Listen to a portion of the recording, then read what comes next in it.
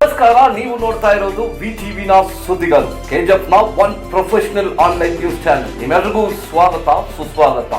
ಸ್ನೇಹಿತರೆ, ಚಾನಲ್ ಅನ್ನ ಸಬ್ಸ್ಕ್ರೈಬ್ ಮಾಡ್ಕೊಳ್ಳಿ. ಎಲ್ಲಾ ಸುದ್ದಿಗಳನ್ನ ಇನ್ಸ್ಟೆಂಟ್ ಆಗಿ ಅಪ್ಡೇಟ್ ಆಗಿ ಫಾಲೋ ಮಾಡಬೇಕಂದ್ರೆ ಫೇಸ್ಬುಕ್, ವಾಟ್ಸ್ಆಪ್, ಟ್ವಿಟರ್ ಹಾಗೂ ಇನ್ಸ್ಟಾಗ್ರಾಮ್ ನ ಲಿಂಕ್ ಡಿಸ್ಕ್ರಿಪ್ಷನ್ ಅಲ್ಲಿ ನೀಡಿದ್ವಿ. ಕ್ಲಿಕ್ ಮಾಡ್ಕೊಳ್ಳಿ, ಫಾಲೋ ಮಾಡ್ಕೊಳ್ಳಿ, ಅಪ್ಡೇಟ್ ಆಗಿರಿ ಕೆಜಿಎಫ್ನ ಸುದ್ದಿಗಳು. ಇಲ್ಲಿ ಸ್ಥಳೀಯವಾಗಿರುವಂತವರು ಸಾಮಾಜಿಕ ಕಳಕಳಿಯಿಂದ ಪ್ರತಿ ಸತಿ ಮಾಧ್ಯಮಕ್ಕೆ ಮತ್ತೆ ಬೇರೆ ಬೇರೆ ರೀತಿ ಅದನ್ನ ಪ್ರಯತ್ನ ಮಾಡ್ತಾ ಇದ್ರು. ಖಂಡಿತವಾಗೂ ನಮಗೂ ಕೂಡ ಶಾಲೆಗಳು ಅಂದ್ರೆ ಮತ್ತೆ ಚರಿತ್ರೆಯನ್ನ ಸೃಷ್ಟಿ ಮಾಡಿರೋರು ಮತ್ತೆ ನಮ್ಮ ರಾಜ್ಯದ ಮೊದಲನೇ ಮುಖ್ಯಮಂತ್ರಿಗಳು ಆಗಿರುವಂತವ್ರು, ಅವರು ಕಾಲಿಟ್ಟಿರುವಂತ ಜಾಗ ಇವತ್ತು ಅಷ್ಟು ಅಸ್ತವ್ಯಸ್ತ ಆಗಿದೆ ಅನ್ನುವಂತ ತಿಳ್ಕೊಂಡ್ಮೇಲೆ ನಾವು ಸರ್ಕಾರದಲ್ಲಿ ನಮ್ ಗಮನಕ್ಕೆ ತಂದಾಗ ಅಥವಾ ನಮಗೆ ಖುದ್ದಾಗುವುದನ್ನ ಗಮನಕ್ಕೆ ತಂದಾಗ ಸರ್ವೆ ನಂಬರ್ 9ರಲ್ಲಿ 11 ಎಕರೆ ಜಾಗನ ರಿಸರ್ವ್ ಮಾಡಿದೀವಿ. ಹೈಸ್ಕೂಲು ಮತ್ತೆ ಕಾಲೇಜ್ ಎರಡೂ ಕೂಡ ಅಲ್ಲೇ ಬರೋ ಹಂಗೆ, ಕಾಲೇಜ್ನು ಕೂಡ ಬರೋ ಅಂತ ಜೂನ್ ಜುಲೈಗೆ ಬೇರೆ ಇಡೀ ರಾಜ್ಯದಲ್ಲಿ ಎಲ್ಲಿ ಕಡಿಮೆ ಸ್ಟ್ರೆಂತ್ ಇರುತ್ತೆ ಸರ್ಕಾರಿ ಕಾಲೇಜ್ದು ಶಿಫ್ಟಿಂಗ್ ಬೇಸಿಸ್ ಮೇಲೆ PU ಕಾಲೇಜ್ನ ಕ್ಯಾಸಂಬಳ್ಳಿಗೆ ತರೋ ಅಂತದ್ರಲ್ಲಿ ನನ್ನ ಪ್ರಾಮಾಣಿಕವಾಗಿರುವಂತ ಪ್ರಯತ್ನ ಮಾಡ್ತಾ ಇದ್ದೀನಿ. ಹಿಂದೆ ಕೂಡ ನಾವು ಶಿಫ್ಟಿಂಗ್ ಬೇಸಿಸ್ ಮೇಲೆ KGF ತಾಲೂಕಿಗೆ ಒಂದು PU ಕಾಲೇಜ್ ಅನ್ನ ತಂದಿದ್ದೀವಿ.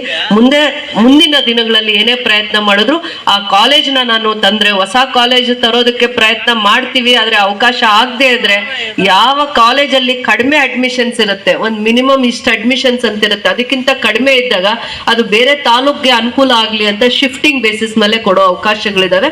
ಅದನ್ನ ಜೂನ್ ಜುಲೈ ಅಷ್ಟರಲ್ಲಿ ನಾನು ತರೋ ಅಂತ ಪ್ರಯತ್ನ ಮಾಡ್ತಾ ಇದ್ದೀನಿ, ಪ್ರಾಮಾಣಿಕವಾಗಿರುವಂತದ್ದು. ಆ ಒಂದು ಪ್ರಯತ್ನದಲ್ಲಿ ನಾನು ಕ್ಯಾಸಂಬಳ್ಳಿಗೆ PU ಕಾಲೇಜ್ನ ತಂದೆ ತರ್ತೀನಿ ಅನ್ನುವಂಥದ್ದನ್ನ ನಾನು ಮಾತು ಕೊಡ್ತಾ ಇದ್ದೀನಿ.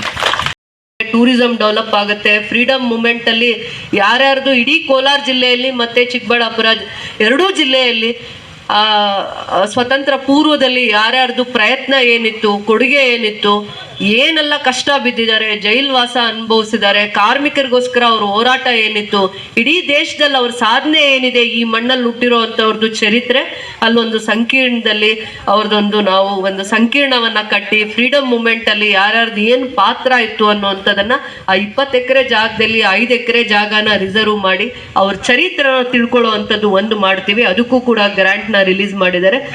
ಜೊತೆಯಲ್ಲಿ ನಮ್ಮ ಸರ್ಕಾರ ಬಂದಾದ್ಮೇಲೆ ನಾವು KC ರೆಡ್ಡಿ ಅವರ ಹೆಸರಲ್ಲಿ ಒಂದು ತಾಲೂಕು ಮಟ್ಟದ ಅದೊಂದು ಸ್ಟೇಡಿಯಂ ಇರಬೇಕು ಅಂತ ನಾವು ಹೇಳಿದಾಗ ಸರ್ಕಾರ ಮುಂದೆ ಬಂದಿದೆ. ಸ್ಪೋರ್ಟ್ಸ್ ಮಿನಿಸ್ಟರ್ ನಾಗೇಂದ್ರ ಅನ್ನೋರು ನಮ್ಗೆ ಆಶ್ವಾಸನೆ ಕೊಟ್ಟಿದ್ದಾರೆ, ಭರವಸೆ ನೀಡಿದ್ದಾರೆ. ಅಂತ ಪ್ರಸ್ತಾವನೆನ ಇವತ್ತು ನಾವು ಆಲ್ರೆಡಿ ಕೊಟ್ಟಿದ್ದೀವಿ. 10 ಎಕರೆ ಜಾಗ, 20 ಎಕರೆ ಜಾಗದಲ್ಲಿ 10 ಎಕರೆ ಸಪ್ರೇಟ್ ಮಾಡಿ 10 ಎಕರೆ ಅವ್ರ ಹೆಸರಲ್ಲಿ ತಾಲೂಕು ಮಟ್ಟದ ಸ್ಟೇಡಿಯಂ ಅನ್ನ ಮಾಡ್ಲಿಕ್ಕೆ ಅದು 11 ಕೋಟಿ ಅನುದಾನದಲ್ಲಿ ಇಲ್ಲೇ ಮುಂದೆ ಮೇನ್ ರೋಡಲ್ಲಿ ಮುಂದೆ ಪೊಲೀಸ್ ಸ್ಟೇಷನ್ ಇಂದ ಇನ್ನೊಂದು ಚೂರು ಮುಂದಕ್ಕೆ ಹೋದ್ರೆ 10 ಎಕರೆ ಜಾಗ ರಿಸರ್ವ್ ಮಾಡಿರೋದ್ರಿಂದ ತಾಲೂಕು ಮಟ್ಟದ ಒಂದು ಕ್ರೀಡಾಂಗಣ ಸ್ಟೇಡಿಯಂನ ಮಾಡೋದಕ್ಕೆ ಇಷ್ಟೆಲ್ಲಾನು ಕೂಡ ನಾವು ಈ 6 ತಿಂಗಳಲ್ಲಿ ಅಲ್ಲಿರುವಂತ ಸಮಸ್ಯೆಗಳನ್ನ, ಗಂಭೀರವಾಗಿರುವಂತ ಸಮಸ್ಯೆಗಳನ್ನ ಬಗೆಹರಿಸಬೇಕು ಅನ್ನುವಂಥ ನಿಟ್ಟಿನಲ್ಲಿ ನಾವು ಪಂಚಾಯತಿ ಹಂತಕ್ಕೆ ಬಂದಿದ್ದೀವಿ. ಏನು ನಮ್ಮ ಜವಾಬ್ದಾರಿ ಏನಾಗಿರುತ್ತೆ ಅಂತ ಅರ್ಥ ಮಾಡ್ಕೊಳ್ಳಿ. ಸರ್ಕಾರ ಅಧಿಕಾರಕ್ಕೆ ಬಂದ 5-6 ತಿಂಗಳಲ್ಲಿ ಏನು ಕೆಲಸಗಳನ್ನ ತರುವಂತ ಪ್ರಯತ್ನ ಮಾಡಿದೆ, ಜನಸಾಮಾನ್ಯರಿಗೆ ಯಾವ ಒಳ್ಳೆ ಸಹಾಯ ಮಾಡಬೇಕು ಅನ್ನುವಂಥ ನಿರೀಕ್ಷೆಯಿಂದ ಬಂದಿದೆ ಅಂತಂದಾಗ ಕೆಲವೊಂದು ಉತ್ತಮವಾಗಿರುವಂಥ ಯೋಜನೆಗಳನ್ನ ಸಾಮಾನ್ಯವಾಗಿರುವಂಥ ಜನಗಳು, ಬಡವರು, ಬಡತನ ರೇಖೆಗಿಂತ ಕೆಳಮಟ್ಟದಲ್ಲಿರುವಂಥವ್ರು, ಕೂಲಿಗೆ ಹೋಗುವಂಥವ್ರು ಎಲ್ಲರೂ ಬದುಕುವಂಥದ್ದು, ಪ್ರತಿ ಕುಟುಂಬನ್ನು ಕಾಪಾಡಿಕೊಳ್ಳುವಂಥದ್ದು, ಪ್ರತಿ ಮನೆಗೂ ಸಹಾಯ ಮಾಡುವಂಥ ಯೋಜನೆಗಳನ್ನು ತಗೊಂಡ್ಬಂದಿದ್ದಾರೆ. ಆ ಯೋಜನೆಗಳಿಗೆ ನೀವು ಸಾಕ್ಷಿ ಆಗಿದ್ದೀರಾ. ಆ ಯೋಜನೆಗಳು ನಿಮ್ಮವರೆಗೂ ಮುಟ್ಟಿದೆಯಾ ಇಲ್ವಾ ಅಂತ ನೀವೇ ತಿಳ್ಕೊಂಡು ನಮ್ಗೆ ಹೇಳಬೇಕು. ಪ್ರತಿಯೊಂದು ಯೋಜನೆನೂ ನಿಮ್ಮ ಮನೆಗೆ ಮುಟ್ಟಿದೆಯಾ? ಗೃಹ ಜ್ಯೋತಿ ಮುಟ್ಟಿದೆಯಾ? ಅನ್ನಭಾಗ್ಯ ಮುಟ್ಟಿದೆಯಾ? ಗೃಹಲಕ್ಷ್ಮಿ ಯೋಜನೆ ಮುಟ್ಟಿದೆಯಾ? ಶಕ್ತಿ ಯೋಜನೆ ನಿಮ್ಗೆ ಯಶಸ್ವಿ ಆಗಿದೆಯಾ ಅಂತ ನೀವು ಅರ್ಥ ಮಾಡ್ಕೋಬೇಕು. ಇಷ್ಟೆಲ್ಲ ಕಷ್ಟ ಇದ್ದಾಗ ಕಳೆದ 50 ವರ್ಷಗಳಲ್ಲಿ ಯಾವುದೇ ಸರ್ಕಾರ ಇದ್ರೂ ಕೂಡ ಬಡವರ ಪರವಾಗಿ, ಸ್ತ್ರೀ ಸಾಮಾನ್ಯರ ಪರವಾಗಿ, ಕಷ್ಟಕ್ಕೆ ಹೋಗು ಬೆಳಗ್ಗೆ ಎದ್ರೆ ದುಡಿದು ಸ್ವಾಭಿಮಾನವಾಗಿ ಬದುಕೋವ್ರ ಪರವಾಗಿ ಒಂದಿನೂ ಇಂಥ ಚಿಂತನೆ ಆಲೋಚನೆ ಮಾಡಿರ್ಲಿಲ್ಲ. ಯಾವ್ದು ಇಡೀ ಭಾರತ ದೇಶದಲ್ಲಿ ಕರ್ನಾಟಕ ಮಾದರಿಯಾಗಿ ನಿಂತಿದೆ.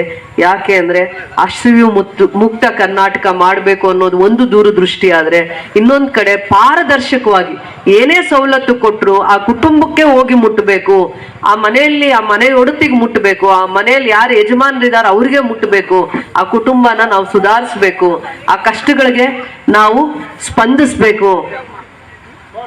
ದೂರದೃಷ್ಟಿ, ಈ ಒಂದು ಆಲೋಚನೆ ನಮ್ಮ ಸರ್ಕಾರಕ್ಕೆ ಬಂದಿರೋದ್ರಿಂದ ನಾನು ನಿಮ್ಮೆಲ್ಲರ ಪರವಾಗಿಂದ ಧನ್ಯವಾದ ಹೇಳ್ತೀನಿ. ಯಾಕೆ ಅಂದ್ರೆ ಈ ದಿನಗಳಲ್ಲಿ, ಇಂಥ ದಿನಗಳಲ್ಲಿ ಮಾತ್ರ ಅವರು ಆಲೋಚನೆ ಮಾಡಿದ್ದಾರೆ. ಮತ್ತೆ ಕರ್ನಾಟಕ ಕೂಡ ಯಾಕೆ ಮಾದರಿ ಆಗಿದೆ ಅಂದ್ರೆ ಬೇರೆ ಯಾವುದೇ ರಾಜ್ಯಗಳಲ್ಲಿ ಇಂಥ ಒಂದು ಒಳ್ಳೆ ಆಲೋಚನೆ ಮಾಡಿಲ್ಲ. ಇಂಥ ಒಳ್ಳೆ ಕಾರ್ಯಕ್ರಮಗಳನ್ನ ಬಡವರ ಪರವಾಗೋ ರೈತರ ಪರವಾಗೋ, ಅದರಲ್ಲಿ ವಿಶೇಷವಾಗಿ ಹೆಣ್ಮಕ್ಳ ಬಗ್ಗೆ ಗೌರವದಿಂದ ಯಾರು ಕಾರ್ಯಕ್ರಮ ಮಾಡಿಲ್ಲ. ಹೆಣ್ಮಕ್ಳನ್ನ ಯಾವಾಗ್ಲೂ ಕೆಲಸ ಮಾಡ್ಲಿ, ಜವಾಬ್ದಾರಿ ಇರುತ್ತೆ, ಅವ್ರಿಗೆ ರೀತಿ ನೀತಿ ಇರುತ್ತೆ ಅಂತಾರೆ. ಆದ್ರೆ ಅವ್ರ ಕಷ್ಟಕ್ಕೆ ಸ್ಪಂದಿಸುವಂತ ಒಂದ್ ಕಾರ್ಯಕ್ರಮ ಇವಾಗವರೆಗೂ ಮಾಡಿರ್ಲಿಲ್ಲ. ಹೌದಾ ಇಲ್ವಾ? ಅವ್ರನ್ನ ಅಯ್ಯೋ ಅನ್ನುವಂತ ಕಾರ್ಯಕ್ರಮ ಒಂದು ಮಾಡಿರ್ಲಿಲ್ಲ.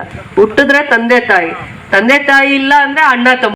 ಒಂದು 50 ರಿಂದ 1 ಕೋಟಿ ರೂಪಾಯಿ ಅನುದಾನದಲ್ಲಿ ಬೇತ್ಮಂಗ್ಲಲ್ಲಿ ಯಾವ ರೀತಿ ಹಾಸ್ಪಿಟಲ್ ಇದೆ, ಪ್ರತಿ 24 ಅವರ್ಸ್ ಅಂದ್ರೆ ಪ್ರತಿದಿನ ಡಾಕ್ಟರ್ಸ್ 3 ರಿಂದ 5 ಜನ ಡಾಕ್ಟರ್ಸ್ ನ ಕೊಡ್ತಾರೆ, ಅವೈಲೇಬಲ್ ಇರ್ತಾರೆ. ಒಬ್ರು ಗೈನಕಾಲಜಿಸ್ಟ್, ಒಬ್ರು ಡಾಕ್ಟರು, MBBS ಡಾಕ್ಟರು, ಇನ್ನೂ ಒಬ್ರು ಯಾರೋ ಒಬ್ರು, ಅಲ್ಲಿ 3 ಜನ ಡಾಕ್ಟರ್ಸ್ ಟೀಮ್ ಹೇಗೆ ಅಲ್ಲಿ ಕೆಲಸ ಮಾಡ್ತಾ ಇದೆ ಬೇತ್ಮಂಗ್ಲಲ್ಲಿ. 30 ರಿಂದ 50 ಬೆಡ್ ಇರುವಂತ ಹಾಸ್ಪಿಟಲ್ ನ ಇಲ್ಲಿ 2 ಎಕರೆ ಜಾಗ ಇರೋದ್ರಿಂದ 2 ವರ್ಷಗಳ ಹಿಂದೆನೆ ಅದು ಪ್ರಸ್ತಾವನೆ ಹೋಗಿತ್ತು. ಇರೋ ಪ್ರೈಮರಿ ಹೆಲ್ತ್ ಸೆಂಟರ್ ನ ಅಪ್ಗ್ರೇಡ್ ಮಾಡಬೇಕು ಅಂತ ಇವತ್ತು ಅದಕ್ಕೆ ಅಧಿಕೃತವಾಗಿ ಚಾಲನೆ ಕೊಟ್ಟಿದ್ದಾರೆ. ಅಂದ್ರೆ ಅಪ್ಗ್ರೇಡ್ ಇರುವೆ ಅಷ್ಟಾದ್ರೂ ಸಹಾಯ ಮಾಡಕ್ ಮುಂದೆ ಬಂದಿದಾರಲ್ಲ, ಆ ಒಂದು ಅನುಕಂಪ ಗೌರವ ಅವ್ರ ಮೇಲೆ ನಮಗೂ ಕೂಡ ಇದೆ ಅಂತ ಹೇಳ್ತಾ, ಚೇತರಿಸ್ಕೊಳ್ಳಿ, ಮುಂದೆ ಬರ್ಲಿ, ಏನೋ ಒಂದು ಕಷ್ಟಕ್ಕೆ ಆಗ್ಬೇಕು ಅನ್ನೋಂಥ ದೂರದೃಷ್ಟಿ. ಅದೇ ಕಾರ್ಯಕ್ರಮಗಳಲ್ಲೇ ಯಶಸ್ವಿ ಆಗಿದೀವಿ ಅಂತ ನಾವು ಬಂದು ನಿಮ್ ಮುಂದೆ ನಿಂತಿಲ್ಲ. ಬೇರೆ ಏನು ಸರ್ಕಾರ ಬಂದಾದ್ಮೇಲೆ ಏನೆಲ್ಲ ಒಳ್ಳೆ ಪ್ರಯತ್ನ ಮಾಡಿದೀವಿ. ಕಳೆದ 6 ತಿಂಗಳಲ್ಲಿ ಸರ್ಕಾರ ಅಧಿಕಾರಕ್ಕೆ ಬಂದಾದ್ಮೇಲೆ ಏನು ಕ್ಯಾಸಂಬಳ್ಳಿಯಲ್ಲಿ ಪ್ರೈಮರಿ ಹೆಲ್ತ್ ಸೆಂಟರ್ ಇದೆಯಲ್ಲ, ಅದನ್ನ ನಾವು ಕಮ್ಯುನಿಟಿ ಹೆಲ್ತ್ ಸೆಂಟರ್ ಅಂದ್ರೆ 30 ಬೆಡ್ ಹಾಸ್ಪಿಟಲ್ ಆಗಿ ಮಾಡಬೇಕು ಅಂತ ಅಂದ್ಬಿಟ್ಟು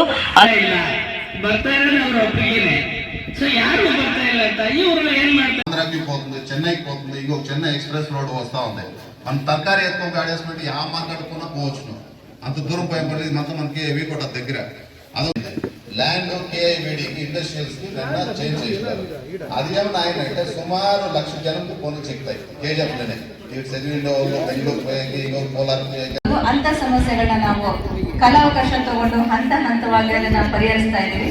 ಆ ತರ ಒಂದು ಪ್ರಾಬ್ಲಮ್ಸ್ ನಿಮ್ಮಲ್ಲಿ ಇದ್ದಾಗ ಅದನ್ನ ನಮಗೆ ನೀವು ಮನವಿ ಮುಖಾಂತರ ಕೊಟ್ಟಾಗ ನಾವು ಅದನ್ನ ಒಂದು ಕಾಲಾವಕಾಶ ತಗೊಂಡು ಅದನ್ನ ಹಂತ ಕೆಲಸ ಕಾರ್ಯಗಳನ್ನು ಆಗುವ ನಿಟ್ಟಿನಲ್ಲಿ ನಮ್ಮ ಕಂದಾಯ ಇಲಾಖೆ ಕೆಲಸ ಮಾಡುತ್ತೆ ಅಂತ ಇದನ್ನ ನಾನು ಹೇಳ್ತೇನೆ.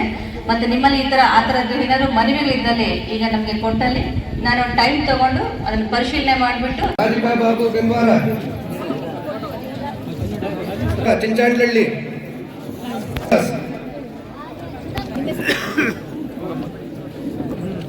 ಸ್ವಲ್ಪ